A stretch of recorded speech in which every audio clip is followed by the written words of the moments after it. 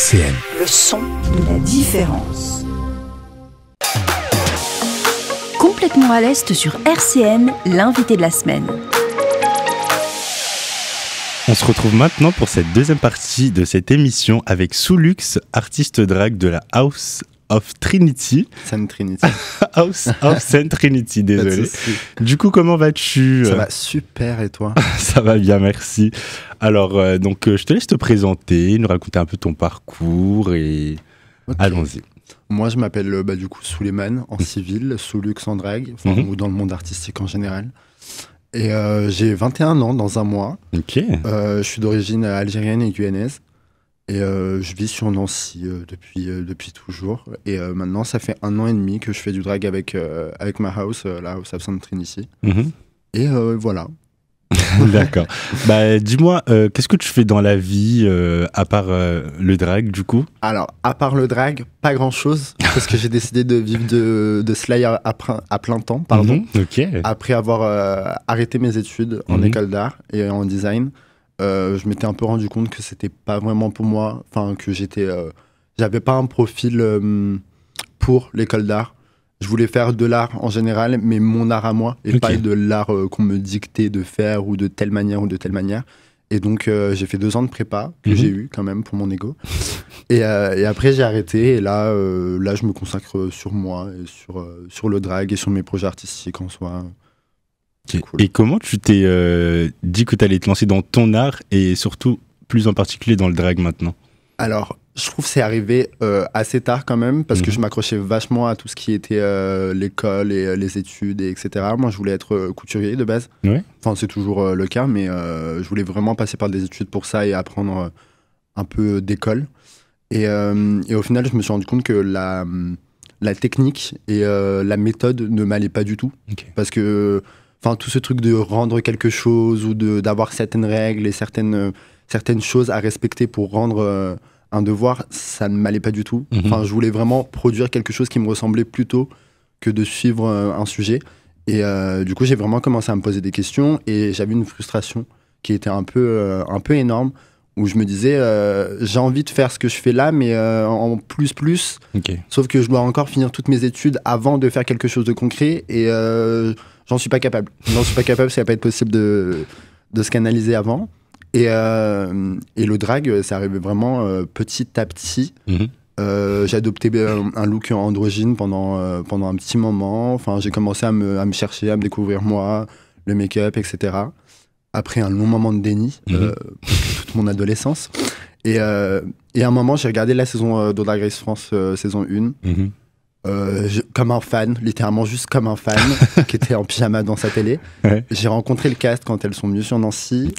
Et c'est les échanges en fait, c'est les échanges, la soirée que j'ai passée avec elles, j'ai pu discuter avec presque tout le monde je crois. Et je suis arrivé au show avec une full traîne, des talons, etc. Donc littéralement du drag alors que dans ma tête j'étais juste un petit boug qui allait voir un spectacle. Et du coup c'est elles qui m'ont dit pourquoi tu fais pas du drag, est-ce que tu fais du drag et pourquoi t'en fais pas, parce que c'est un peu littéralement le cas là.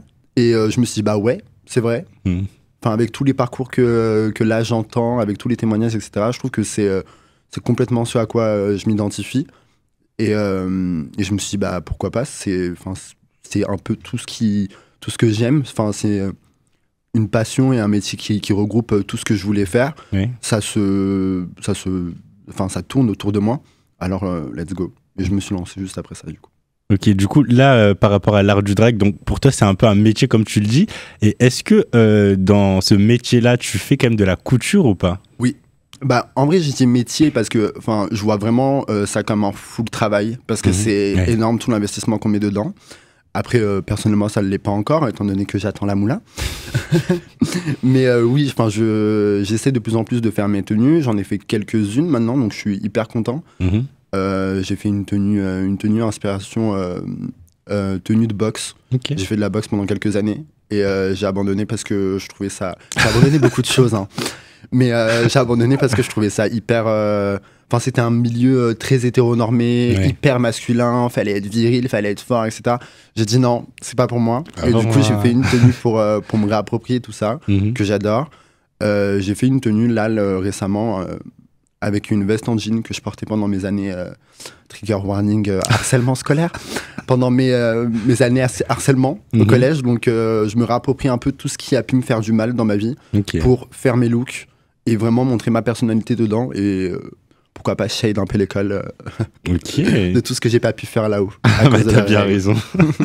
Du coup, maintenant, comme tu le dis dans ton parcours, il y a beaucoup du passé en fait qui revient.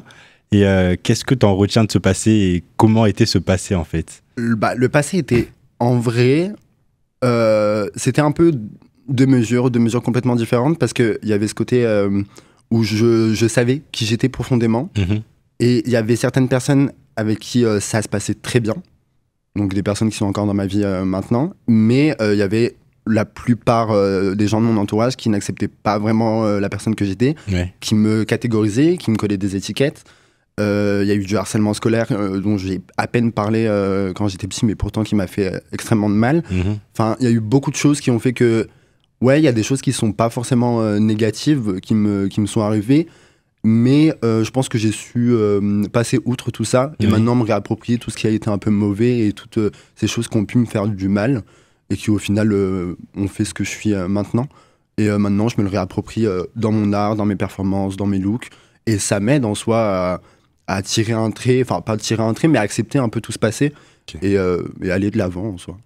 Et est-ce que par rapport à tout ça, c'est un peu genre ta thérapie ou ta thérapie, t'as pu la faire, par exemple, on allait avoir un psychologue ou c'est vraiment dans ton art maintenant que tu t'exprimes? Ouais, bah, je trouve que c'est vraiment, de base c'était vraiment pas le but de mon drag, moi je voulais juste m'amuser, être jolie et faire des belles performances. Et ça s'est transformé en thérapie plus vite que prévu. En cherchant les idées de mes performances, en cherchant les idées des sons, des tenues que je pouvais porter, etc. Je me raccrochais toujours à mon vécu, et à moi-même au final, et à tout ce que j'avais pu vivre, etc. Et j'ai découvert involontairement que c'était vraiment thérapeutique, parce que maintenant, quelque chose que je peux vivre il y a 2 semaines, je peux le performer la semaine prochaine et accepter totalement cette situation que j'avais du mal à accepter, genre une rupture un peu compliquée, on fait une bonne perf bien trauma dessus et ça va mieux, tu vois. Donc ouais, hyper thérapeutique. D'accord. Et donc c'est un peu comme les youtubeurs qui font des story time, et toi aujourd'hui en fait c'est ça qui t'aide à raconter ce qui se passe, quoi. Chaque perf c'est un peu une full story time de mon passé, tu vois. Enfin de mon passé ou même de ma vie actuelle, parce qu'en soi après je tourne ça différemment pour que les autres, enfin pour que le public arrive à s'identifier et à kiffer la chose sans que ça soit vraiment on vient voir ton histoire et c'est tout. Donc ça va, j'essaye d'amener quelque chose un peu plus fun que mon vécu. Mais ouais, globalement, c'est ça. Par rapport du coup au drag, comment ça a commencé en fait, là jusqu'à aujourd'hui, à où t'en arrives? Comment ça a commencé? Qu'est-ce qui t'a dit je vais faire du drag? Comment tes premiers make-up, tes premiers vêtements? Ouais, bah, au début, j'étais dans un énorme déni. Donc moi, tout ce qui était féminité, etc., j'essayais de le refouler à fond. Et le maquillage c'était vraiment impossible d'emporter, enfin même du gloss, je disais à mes copines c'est non. Donc il y a eu du boulot et c'est petit à petit en me déconstruisant moi-même et en acceptant moi-même de tester que j'ai essayé, etc. Et j'avais déjà un look hyper androgyne, hyper extravagant dans la vie de tous les jours, etc. Et à un moment je me suis un peu posé cette question, est-ce que c'est moi-même? Est-ce que c'est mes goûts? Ou est-ce que c'est juste une part de féminité que j'ai envie d'exprimer à certains moments, mais peut-être pas tout le temps? Donc peut-être que cette part me définit pas complètement. Et donc il y a eu ce truc un peu bizarre où je me posais beaucoup de questions par rapport à l'image que je transmettais de moi et ce que je voulais faire de mon image et porter et incarner. Et c'est vraiment, ça s'est mis petit à petit, accepte-toi, et t'es comme ça. Et ce que tu fais en fait, c'est littéralement du drag. Et après, j'ai rencontré Moonlight, Massar et Eros. Et je pense que leur présence a beaucoup joué dans l'acceptation de ce que j'étais à ce moment-là et dans ce cheminement que j'avais. Et en soi, oui, j'ai découvert que en soi, mes tenues extravagantes, c'était littéralement le personnage que je m'étais créé. C'était Soulux que je m'étais créé pour me protéger un peu de tout ce passé un peu nocif. Et il fallait juste se le réapproprier en plus et en faire quelque chose d'hyper concret sur scène. Parce que je me suis toujours projeté en tant qu'enfant dans quelque chose d'hyper créatif, donc dans de la couture ou dans quelque chose comme ça. Et mon rêve absolu, c'était de devenir une pop star. Ok. Sauf que je ne savais pas chanter. Je ne sais pas chanter, c'est une catastrophe. Et donc, je m'étais dit, j'ai vraiment cette vision de moi qui performe avec mes écouteurs devant mon miroir à 3h du matin, avec mon torchon sur la tête. Et j'étais en mode, mais il va falloir faire quelque chose là. Je peux pas m'arrêter là devant mon miroir. Mais comment faire? Et donc, j'avais vraiment cette vision de la performance, de la prestation, de la mise en scène. Et au final, quand j'ai compris que c'était littéralement du drag et que je pouvais en faire quelque chose d'hyper sérieux, finalement, et de concret, et bah, let's go. Let's go.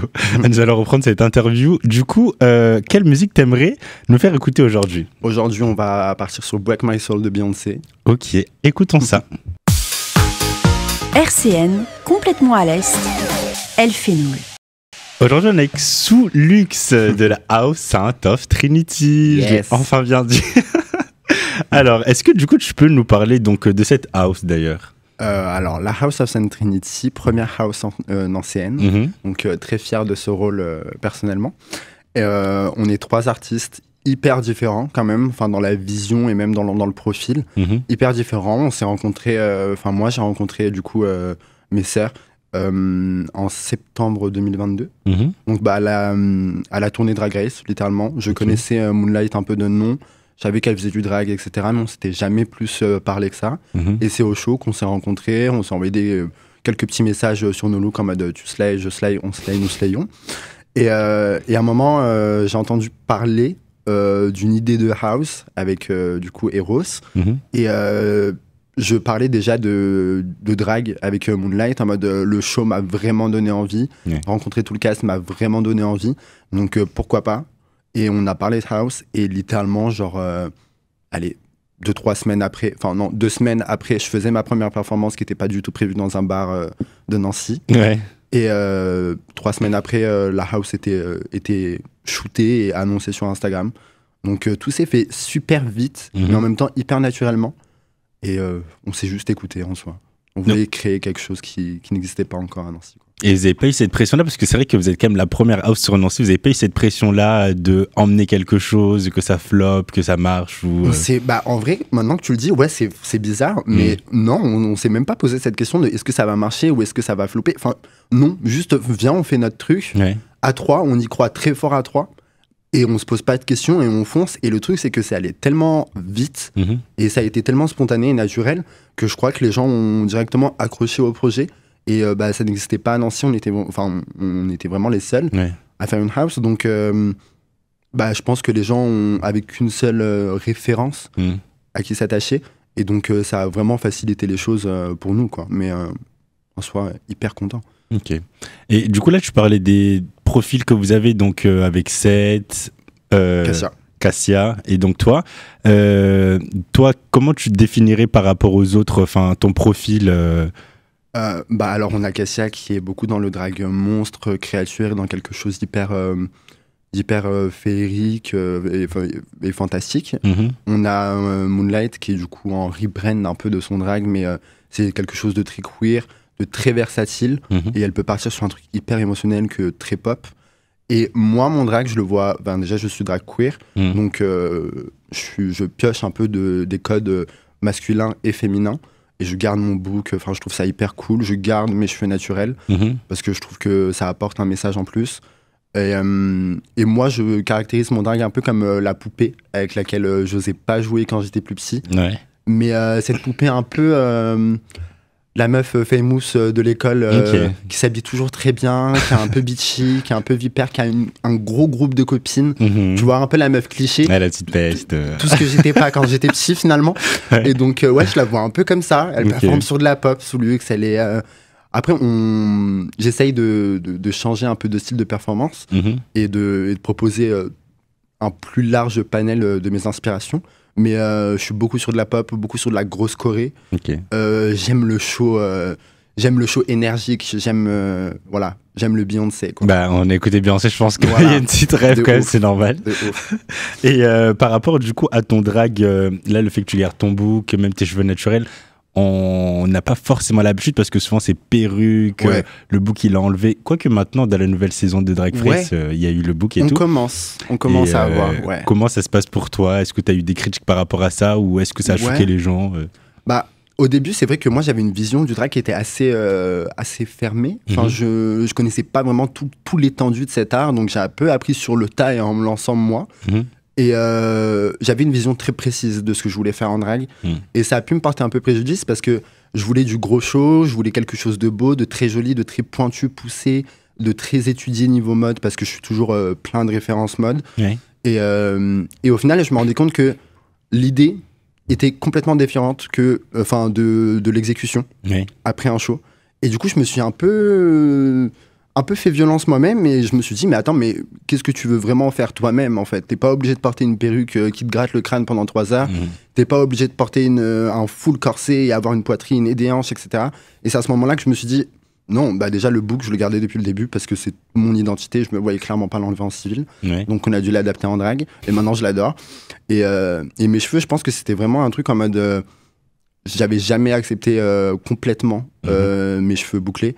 En temps normal et je me suis dit mais pourquoi pas le faire en drag, ça peut amener quelque chose d'hyper différent, on n'a pas l'habitude de voir ce genre de choses, ça peut faire poser des questions au public qui se dit mais pourquoi cette personne ne porte pas de perruque ou n'est pas corsetée aussi, et justement on amène une discussion qui est tout autre, cette diversité, quelque chose de nouveau et de neuf qu'on amène un peu dans le drag, et je trouve ça cool qu'on rappelle un peu et qu'on fasse des petites piqûres de rappel.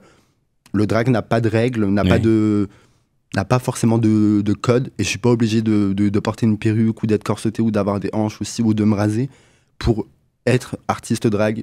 Et pourtant, ça marche très bien pour moi. Enfin, j'en suis content. Tu fais très bien de le dire parce que c'est vrai que, comme tu as dit, dans les codes du drag, il y a souvent ce profil-là, t'es une drag, t'as la perruque, t'as le make-up, t'as pas de poils, t'es vraiment féminisé. Et là, le fait que tu casses un peu ce code-là, je trouve ça très important aussi. Mais c'est trop bien, ouais. Et c'était vraiment notre volonté à nous trois dans la house de montrer quelque chose d'hyper flou au niveau du genre. D'apporter une question et un cheminement et que les gens se demandent si on est un homme, une femme ou qu'est-ce que tu veux être et qu'est-ce que tu veux amener. Et au final, on amène juste quelque chose de complètement non-binaire et débrouille-toi avec ça tant que c'est joli et que tu kiffes. Voilà, au final, vous renvoyez le message de soyez qui vous êtes. Tout simplement, tu t'exprimes comme tu le sens, voilà. Tu t'habilles comme tu veux, tu laisses ton bouc, tu mets une perruque ou pas. De ouf. Exprimez-vous comme vous êtes. Vous avez très bien raison. Et surtout que c'est un beau message que vous emmenez. En étant vraiment la première house, je trouve que vous renvoyez quand même beaucoup de messages positifs. C'est ça qui est cool, c'est qu'en étant la première house de Nancy, je trouve qu'on a un peu donné pas le tempo à tout le monde, mais genre...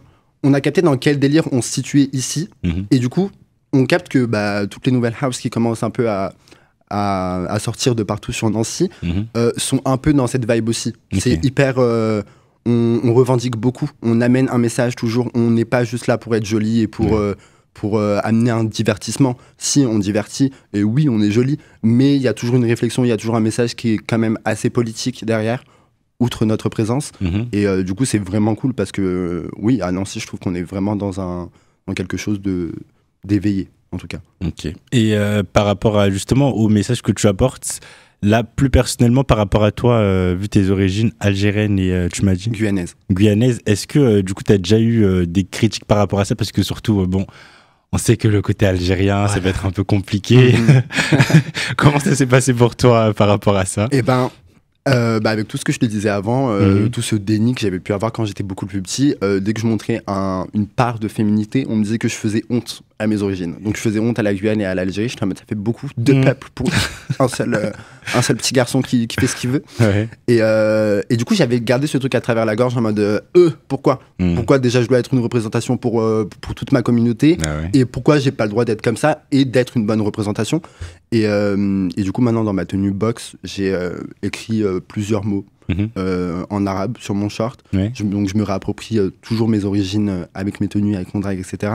Et pour moi, c'est hyper important de revendiquer que je suis une personne racisée, qu'il n'y en a pas beaucoup dans le drag, qu'il n'y en a pas beaucoup dans le monde artistique qui sont mises en avant, qu'il en faut plus, que c'est nécessaire, parce que moi, c'est vraiment les personnes racisées que je voyais à la télé, et c'est la Kaina dans Drag Race saison 1 qui m'a donné envie de littéralement faire du drag, parce que j'étais en mode, ok, on a plein d'autres gens qui sont très beaux et très talentueux et très jolis, mais moi, c'est pas ça que je cherche, c'est des personnes racisées à qui je peux m'identifier et qui me disent que c'est possible de faire aussi.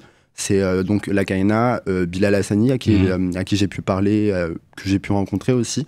Donc incroyable. C'est vraiment ces personnes racisées que je voyais dans les médias mainstream et donc j'étais un peu fou et comme un gosse, quoi. J'étais en mode, mais attends, c'est possible, et pourtant j'ai tellement de points en commun avec ces personnes. Ouais. C'est super important en fait, tu vois. On doit en parler, on doit montrer cette diversité. Et elle fait plaisir aux gens qui sont devant leur télé, etc. Et justement, qu'est-ce que tu t'aimerais dire aux gens, tu vois, là, comme tu dis, oui, on t'a direct mis tout ça sur le dos, oui, t'es algérien, t'es guadeloupéen, qu'est-ce que tu fais? Qu'est-ce que t'aimerais dire aux gens là qui envoient ce genre de message alors que t'as rien à voir, t'as pas choisi tes origines? Ah bah alors déjà, je l'ai pas choisi. Et je vais vous montrer qu'en soi, je peux être algérien, guyanais, et renvoyer quelque chose d'hyper différent dont vous n'avez pas l'habitude de voir, mais qui peut être très cool. Et je suis sûr que dans ces pays-là et dans ces communautés, on peut avoir des gens qui s'identifieront peut-être à mon parcours. Et même si c'est une personne ou 2-3 personnes ou la moitié de la population, c'est déjà ça, parce qu'on aura peut-être aidé quelqu'un qui n'osait pas avec ce genre d'idées et de phrases qu'on peut balancer bêtement à quelqu'un qui est juste différent. Tu vois. Du coup, est-ce que toi, c'est quelque chose que tu milites au quotidien parce que vu que tu as quand même ça sur le dos, est-ce que tu prends quand même ça en compte ou tu t'en fous un peu, tu fais juste ton art? En soi, je trouve pas que j'ai ça sur le dos. Je dis juste que ça fait partie de moi. En soi, oui, je suis une personne racisée qui fait du drag, donc je suis une personne politisée maintenant et je suis un artiste politisé.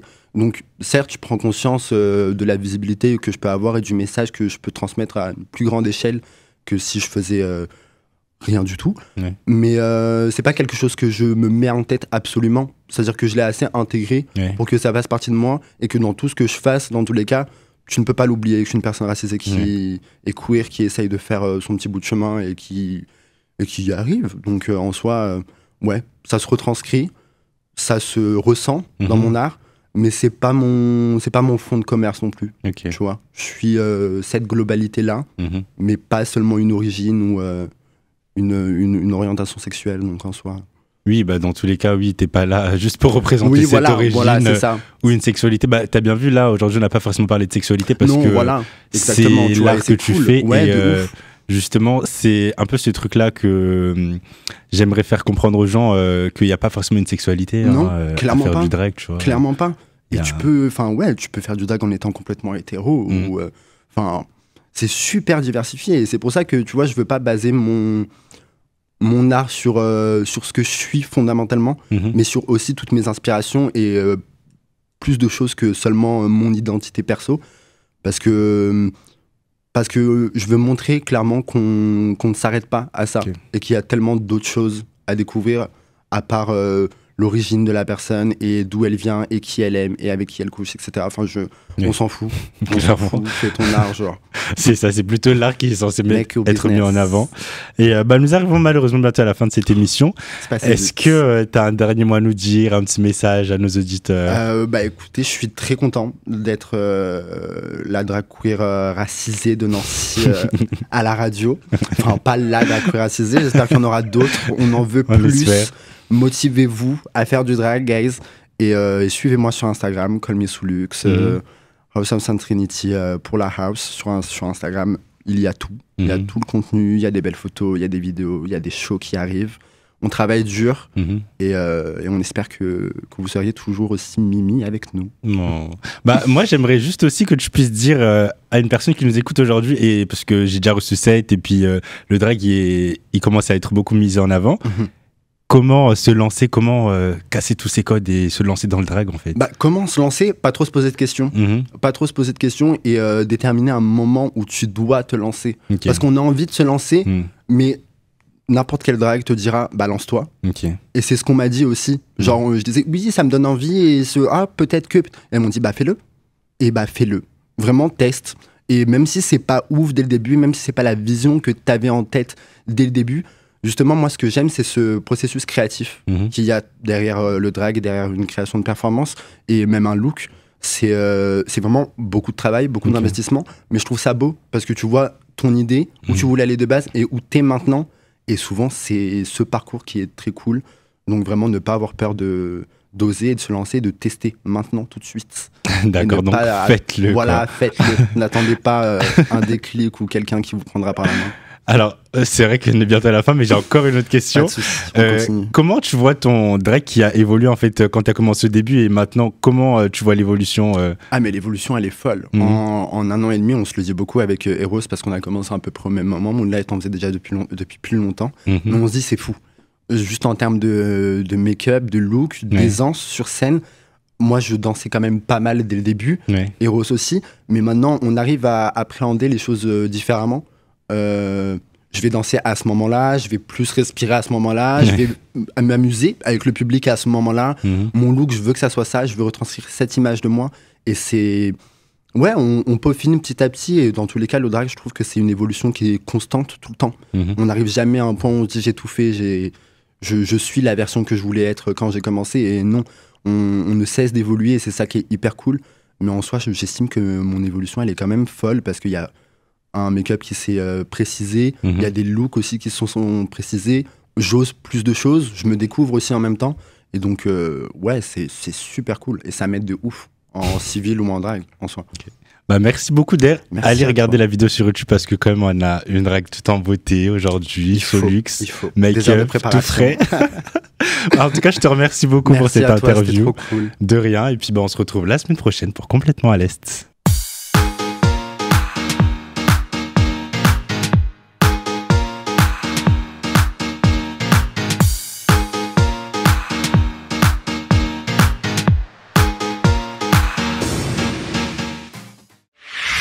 RCN, www.rcn-radio.org